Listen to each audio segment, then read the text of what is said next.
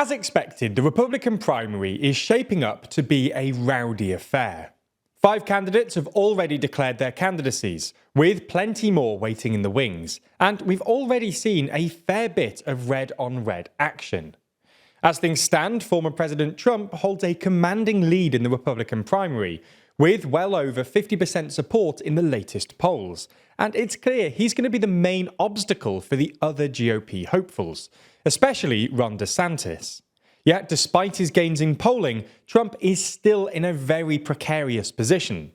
On top of his federal investigation for potential mishandling of classified documents, the former president has also been charged with 34 felonies in New York State, connected to his hush money payment to porn star Stormy Daniels during the lead-up to the 2016 election.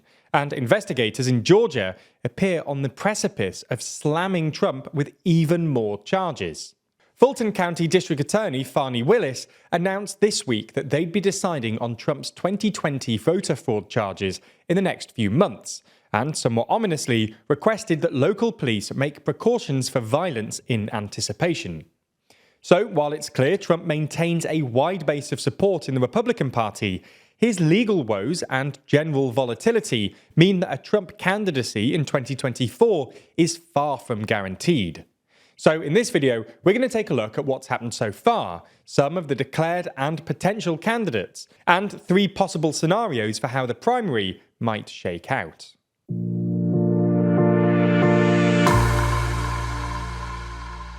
Let's start with the first scenario, where no other candidate gets into the race from this point forward, owing to a general fear that Trump has irreversibly captured the Republican base. While that may sound crazy, there's some reason to think that it's not outside the realm of possibility. With the possible exception of Nikki Haley, Trump's former UN ambassador, none of the declared candidates are making much of an impact, with Haley herself only garnering 4% in the polling averages.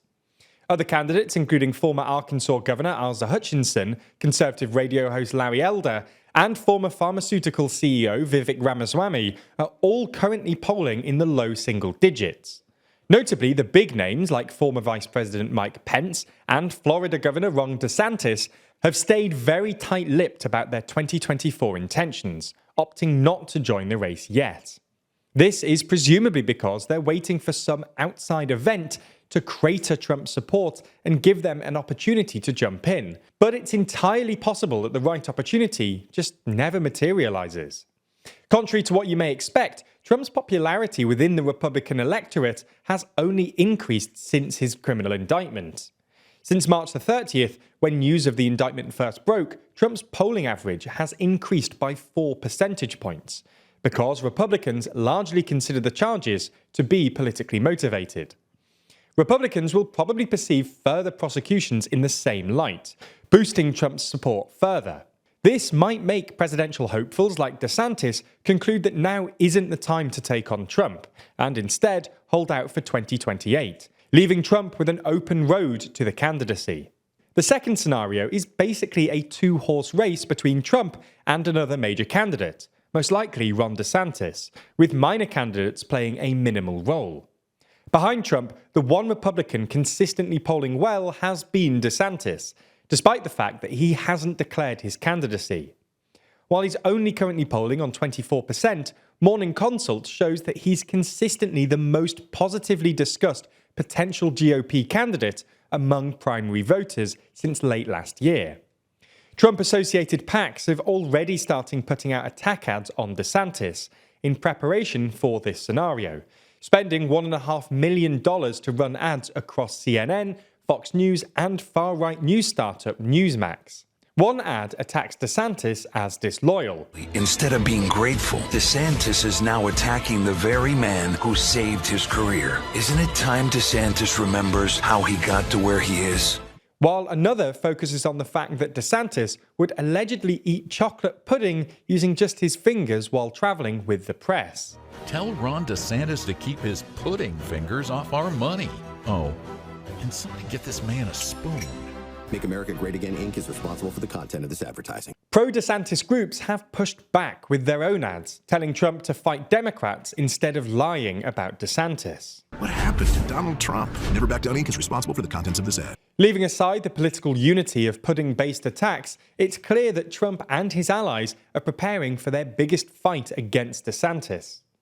Since DeSantis is polling relatively high and is unable to run for re-election in Florida in the immediate future due to term limits, it's possible he'll overlook Trump's growing support and throw his hat in the ring. The third and final scenario is perhaps the most chaotic of all, one where everybody who can join does join.